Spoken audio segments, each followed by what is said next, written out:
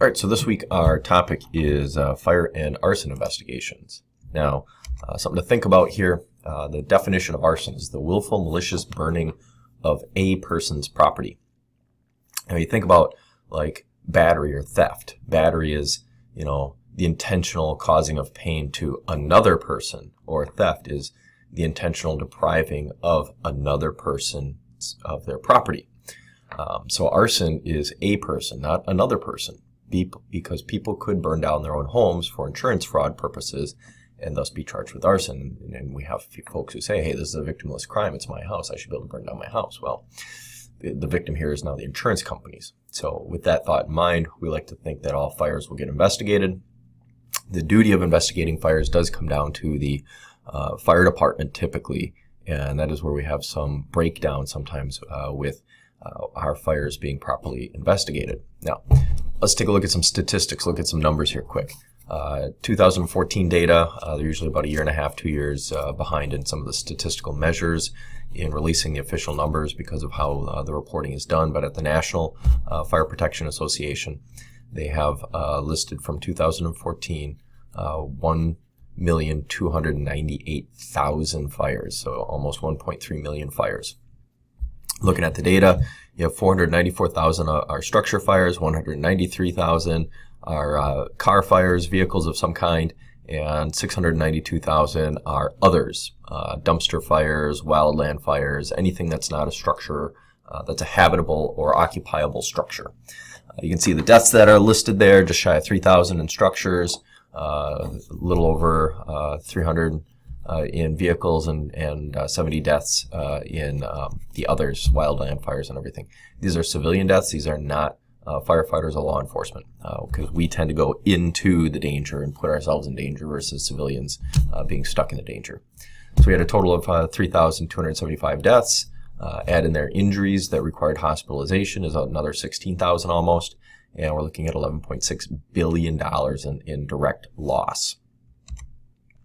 Uniform crime reports. This is the FBI's crime data. This is what police departments report out to the federal government as it relates to the crimes in their communities. We have, same year, 2014, we had 42,934 arsons. Break that down, 45% of these are structures, 23% vehicles, and 31% other wildland and whatnot fires. With this amount, we did get just over 9,445 arrests. So 22% of our arsons resulted in arrests. Think about this. We have 15,324 police departments that submit data to the uniform crime reports. 14,646 police departments reported they had an arson. 42,000 arsons. Basically, if you think about this, if your community has a police department that reports to UCR, you had an arson in 2014, and you likely had more than one arson. When you look at the numbers here, I should say. So just some points to ponder here, folks. Let's think here. We had 1.3 million fires. We had just shy of 50,000 arsons, so that means 0.03% of all fires are arson. Which means that's a lot of like electrical malfunctions. That's a lot of people, houses getting struck by lightning. That's a lot of people having, bad days where accidents happen. Does that seem reasonable to all of you? I realize we're part of the criminal justice function, so sometimes we tend to think dirty, and as such, maybe we're inclined to think that people do bad things, but I would think with modern building codes and stuff like that, it's a lot harder to get somebody's house on fire, wouldn't you? And only 0.03% of all fires are arson? Huh. And if we're clearing 22% of them with arrest, we're catching a lot of arsonists. That's pretty good. That's property crime. And you think about it, burglaries and stuff, 6% or so clearance rate's about what we have for a lot of our simple thefts and burglaries. So why are we solving so many of these arsons?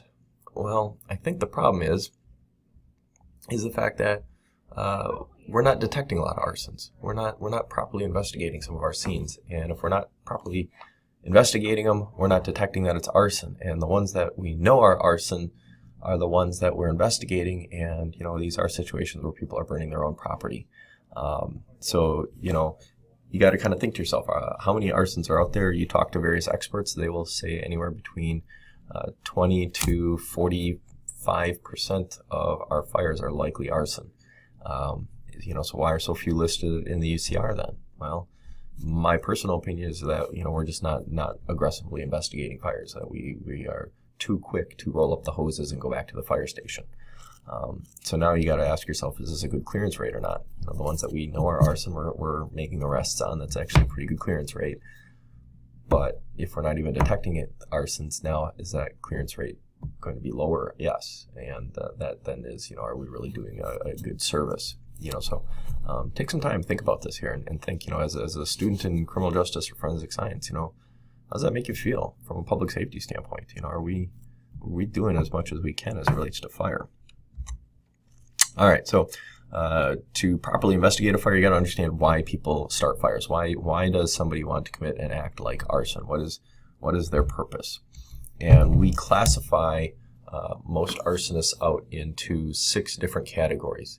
Keep in mind, a lot of folks can be, a lot of fires actually could be crossing some of these lines where they could be both, profit and revenge, or it could be vandalism and some sort of profit motive.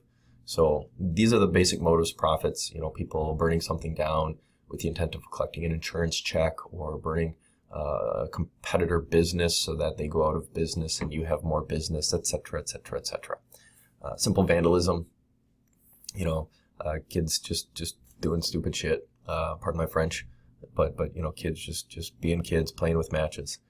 Excitement, oftentimes excitement is kids playing with matches too, and they're not intending to set anything on fire, and it just accidentally happens. Little kid screwing around with matches or a lighter, and they're just the fire play. They're just being a youth. Sometimes though, when people get older though, that excitement becomes a little deviant, shall we say. Keep this in mind. The textbook talks a lot about pyromaniacs. There really are not that many pyromaniacs out there.